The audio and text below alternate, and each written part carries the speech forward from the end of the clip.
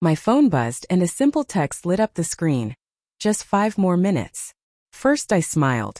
It was the same message Julia always sent when she was running late, whether from work, a dinner with friends, or one of those networking events she'd been attending more often these days.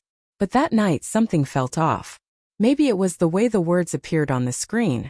Maybe it was the fact she'd said she'd be home by 10 o'clock. I typed back, "Okay, drive safe." She didn't reply.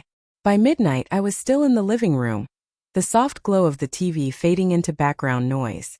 My dinner sat cold, my thoughts louder than the silence. I wasn't naturally paranoid. I had always trusted Julia. But recently, the little things had begun to pile up.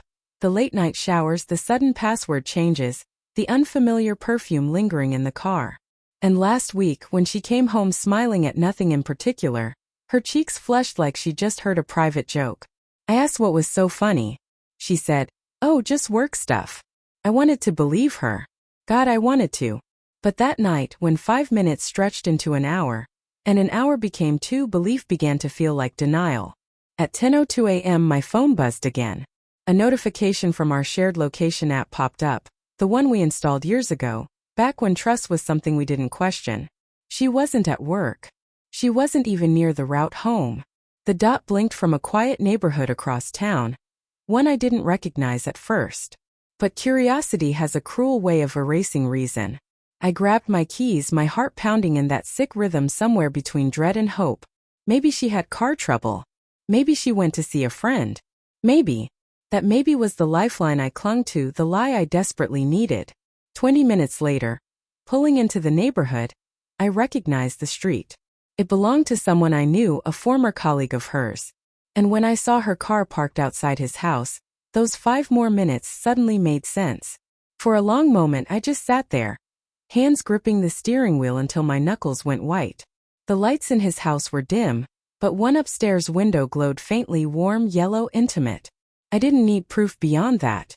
My instincts had already screamed the truth before my heart dared accept it. I considered walking away, pretending I hadn't seen anything, pretending I might have been mistaken. But the part of me that had suffered in silence for months, the part that kept forgiving her late nights, her coldness, her endless excuses, finally snapped. I got out of the car and walked to the front door, each step heavier than the last. I wasn't angry yet. I was just tired of being lied to, tired of waiting for someone who had already left me emotionally. I didn't knock. I dialed her number instead, watching the faint flicker of light from the upstairs window. Seconds later, her phone lit up through the curtains. She didn't answer, so I texted, "You still need 5 more minutes." No reply. Then I noticed a second shadow move across the curtain, larger, broader. My stomach twisted. The realization hit like a punch to the chest. She wasn't alone. I stood there for what felt like forever, staring at the window that had once held everything I believed about love. And then I did something I never thought I would. I opened my contacts, found his wife's number, Claire. I'd met her once at a company event years ago. She'd been polite, friendly, completely unaware that her husband and my wife shared more than just work. When she answered, her voice soft and sleepy, I swallowed hard. "Claire, I think you should know where your husband is." A pause, then a sharp inhale. "What do you mean?"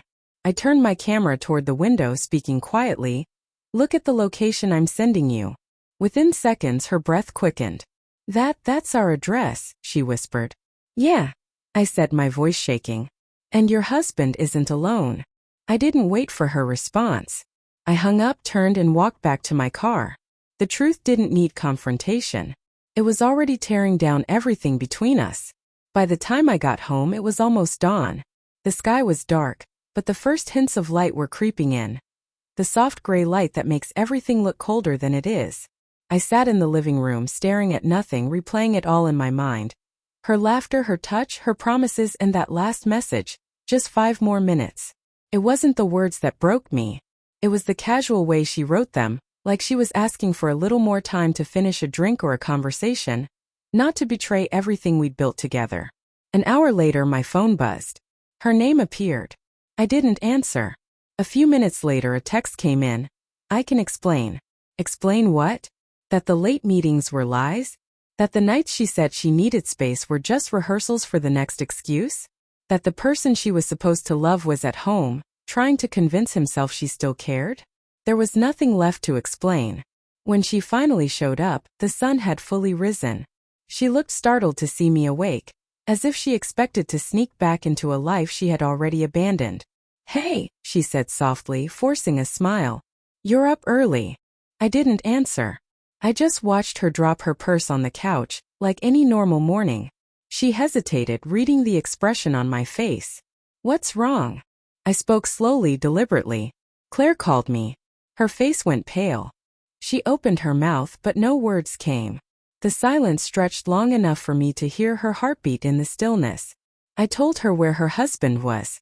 "You should probably call her before she gets there." Her shock shifted quickly to panic. She grabbed her phone, typing frantically. I watched her fingers tremble, trying to undo what couldn't be undone. When she finally looked up, tears filled her eyes. "You ruined everything," she whispered. I almost laughed. "No," I said quietly. "You did." She reached for me, but I stepped back. I wasn't angry anymore, just empty. That hollow emptiness that comes after the storm has claimed everything worth saving. As she stood crying, I walked past her, picked up my keys and opened the door. She called my name, but I didn't turn. Some endings don't come with closure. They come with silence. And that silence was louder than anything else.